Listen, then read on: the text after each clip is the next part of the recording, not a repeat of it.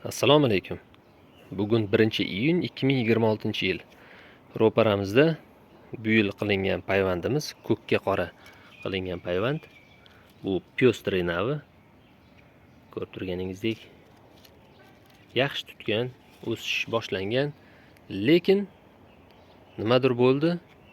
Barglarni xuddi biron bir zararkunanda yeb tashlagandek yoki bir kasallik tushgandek, barglari hammasi chetlaridan qurib yoki umuman o'smagan holatda chiqishni boshladi. Mana uchlarini ham ko'rishingiz mumkin. Mana bu uchini xuddi biron nima yeb qo'ygandek holatda turibdi. Yonidan bachkisi endi o'sib chiqyapti. O'sish nuqtasi ikkitasi.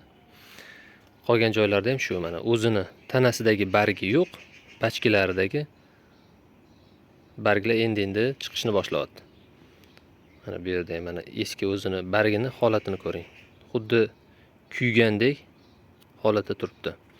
Bu nima bo'ldi, qanaqangi kasallik bo'ldi deb bosh qotirdim. Что же ты за дрянь? Va agronom ustozga Abdumtolib akaga aloqaga chiqib, buni shunchaki preparatlardan ajok ekanligini bilib oldim. Demak, ajok nimadan kelib chiqdi? Ya'ni kuyish. Avvalgi videomda aytganimdek, fungitsidlarga insektitsidni aralashtirish oqibati.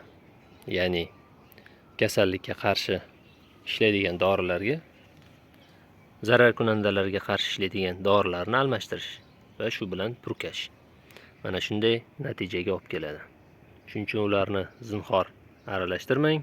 Fungitsidlarni qo'llayotganda, ayniqsa payvand qilingan, bu yil ekilgan yosh uzumlarga fungitsidlarni juda ham kichkina miqdorda, kichkina dozada qo'llang.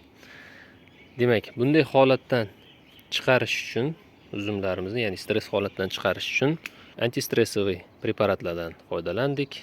Bu bo'lishi mumkin Izabion, Navasil, Albit yoki Megafol kabi antistressiviy preparatlar instruksiyasida keltirilgan 10 litrga necha millilitr qo'shish, ya'ni rastvor tayyorlashda. Shu preparatlardan birini qo'llagan holatda uzumlarimizni obработка qildik va mana o'sishni yana boshladi. Mana. Xulosa qilib aytganda, yosh payvandlarga fungitsidlarni ehtiyot bo'lib qo'llaymiz. Fungitsidlar bilan insektitsidlarni aralashtirmaymiz. Keyingi videolarda ko'rishguncha xayr, salomat bo'ling.